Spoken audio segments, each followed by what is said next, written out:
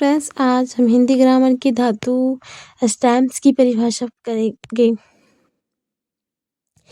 धातु क्रिया के रूप, मूल्य रूप को धातु कहते हैं, अर्थात जिस रूप में वो होता है उसे धातु कहते हैं। क्रिया के मूल्य मतलब जिस रूप में है उसी रूप में, मूल्य रूप को धातु कहते हैं। दूसरे शब्दों में धातु क्रियापद के उस वंश को कहते हैं जो किसी क्रिया के प्राय सभी रूपों में पाया जाता है। तात्पर्य यह जिन मूल्य अक्षरों से क्रिया बनती है उन्हें धातु कहते हैं। पढ़, खा, खा, लिख आदि। उदाहरण, पढ़ना क्रिया को ले, इसमें ना पर्यतक है और जो मूल्य धातु पढ़ में लगा है। उस प्रकार पढ़ाना, पढ़ना क्रिया की धातु पढ़ है। पढ़ाना, पढ़ना की क्रिया धातु क्या है? पद। मतलब उसके साथ कोई भी सेंटेंस नहीं लगा, ना, पढ़ने, ना, नी, ये सब नहीं लगा है, अर्थात क्रिया की धातु पढ़ है। क्रिया की धातु क्या है? पढ़ना। क्रिया की धातु क्या है? पढ़ना। मतलब ये क्रिया है। पढ़ना एक पढ़ाई कर रहा है, ये लिखना, ये लिख रहा है, ये लिख, ये क्रिया था, लिखना क्रिया कर रहा है, तो इसकी धातु है पढ़। इसी प्रकार खाना क्रिया, खाना, खा धातु है। ना प्रयत्न, ना प्रयत्न लगाने से बनी है, ना प्रयतक लगाने से बनी है। आखिरी में कोई भी सेंटेंस जुड़ता है तो इसे प्रत्यय कहते हैं। पर यह कहते हो एक अप्रत्यय होता है, जो आगे लगता है उसे अप्रत्यय कहते हैं और जो पीछे लगता है उसे प्रत्यय कहते हैं। अब सामान्य क्रिया की तरह तो क्रिया के रूप, क्रिया के मूल्य रूप अर्थात धातु के साथ ना जोड़ने से क्रिया का सामान्य रूप बनता है।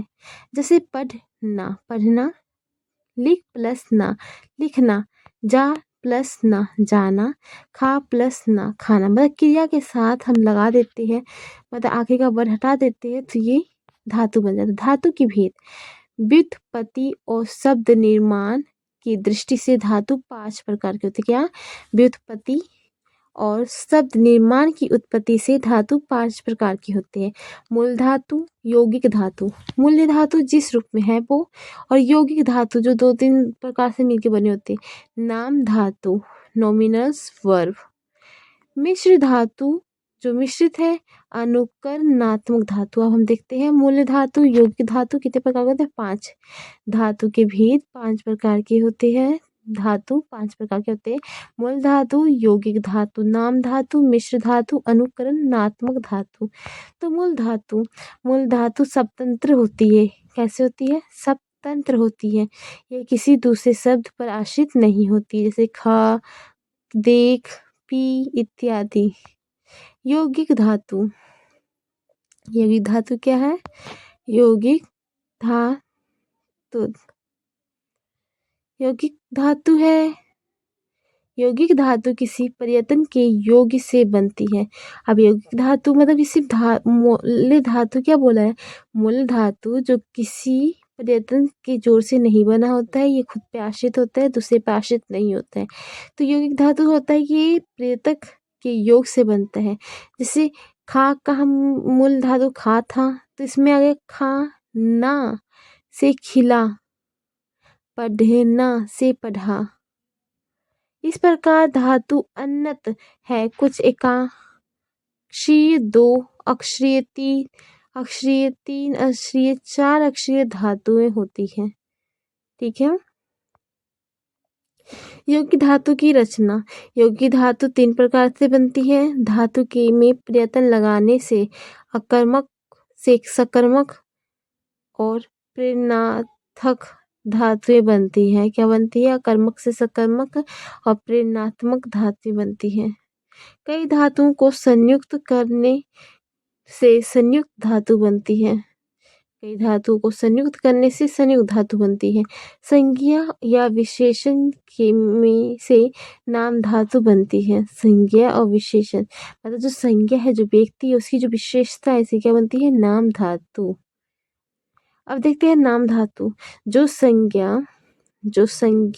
धातु संज्ञा या विशेषण से बनती है उसे नाम धातु कहते हैं। जो संज्ञा विशेषण से बनती है, नाम मतलब संज्ञा और धातु मतलब कोई विशेषण, मतलब संज्ञा नाम जिस धातु की विशेषता है तो उसे संज्ञा कहते हैं। संज्ञा के से हाथ, हथियाना, हथियाना क्या है? हाथ, हथियाना, हाथी, हथियाना, हाथ याना क्या है? हथियाना। संज्ञा से बात, बतियाना क्या है? बतियाना, बात करना, हाथ, हाथ, बात, तो बतियाना। चिकना, चिकनाना क्या लग गया? चिकनाना।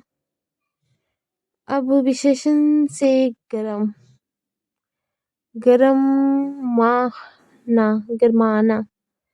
मिश्र धातु, मिश्र धातु तथा जिन संज्ञा विशेषण और क्रिया विशेषण शब्द के बाद करना होना जैसी क्रिया पदों के प्रयोग से जो कोई नई क्रिया धातु बनती है उसे मिश्र धातु कहती है। किसकी? संज्ञा विशेषण क्रिया विशेषण शब्द के बाद करना होना जैसी क्रिया पदों के प्रयोग से नई धातु बनती है उसे मिश्र धातु कहती है। होना या करना, काम करना, काम होना, काम करना। उधार देना, देना पैसा देना, उधार देना। मारना, गोता मारना, डिग मारना। लेना, काम लेना, खा लेना। मारना, लेना, देना। चले जाना, सो जाना, अन्ना किसी को याद आना, नजर आना। तो ये कर मिश्र धातु, इसमें सभी धातुएं मिश्र है। और पांचवा है अनुकरणात्मक धातु।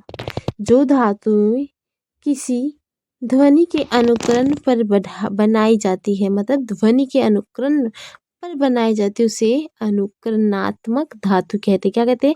अनुकरणात्मक धातु कहते हैं। जैसे पटकना, मतलब ध्वनि, पट, इस ध्वनि का निकल रहा है पटकना।